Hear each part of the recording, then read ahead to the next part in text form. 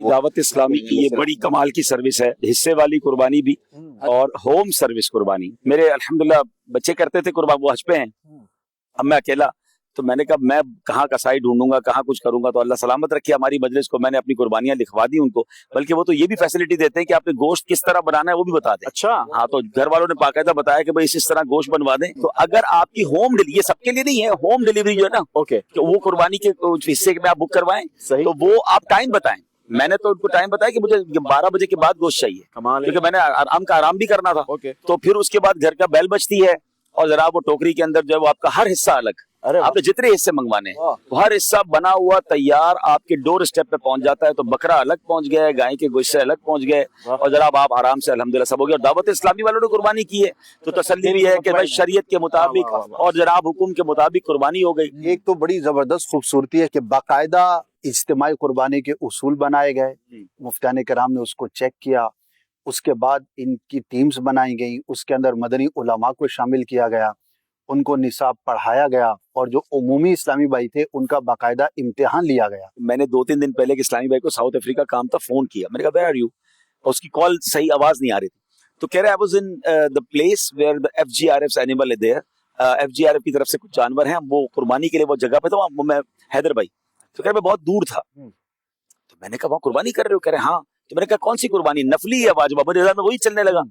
तो कहते हैं कुछ नाफिला भी है, कुछ वाजिबा भी है। तो मैंने कहा हाउ यू कैन मेक वाजिबा, करो you know the rules and regulation. बोला अब्दुल हबीब भाई आई गॉट द एग्जामिनेशन, मरकज से मेरा टेस्ट लिया गया अफ्रीका में, साउथ अफ्रीका में, and I pass that examination, that's why Madani Markaz gave me permission to make कुर्बानी। मुझे इतना मजा आया ये सुनकर कि क्या नेटवर्क है। अच्छा, मेरे जहन में यही सवाल पैदा हुआ, क्योंकि माशाल्लाह कुछ सुना था ना, कब पढ़ा है, कुछ थोड़ा देखा है कि ये बड़ी बड़ी सेंसिटिव काम है ये वाजिबा कुर्बानी करना। अच्छा, अब तो इस साल तो टाइमिंग्स के बड़े इशू हो गए ना। यानी नाज़रीन आप खूबसूरती देखें, इस दीन इस्लाम कितना प्यारा मजहब है, और फिर उलमाए किराम कितने कमाल की शख्सियात होती है, मुफ्तियाने किराम।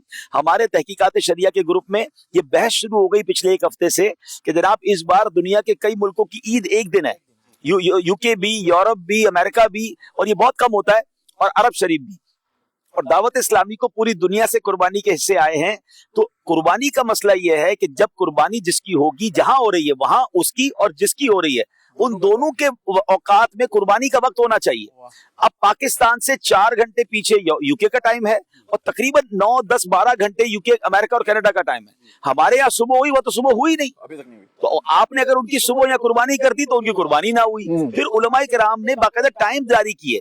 अच्छा, फिर उसमें एक और खूबसूरत बात हुई असद भाई, मतलब क्या कमाल, मतलब वाकई मुफ्तियाने किराम ही होते हैं। लेवल ऑफ जो थिंकिंग है ना, प्रोसेसर जो दिमाग में इनके होता है, बड़ी प्यारी बात उस ग्रुप में की गई कि आप सिर्फ दावत इस्लामी की कुर्बानी के बारे में क्यों सोच रहे हैं।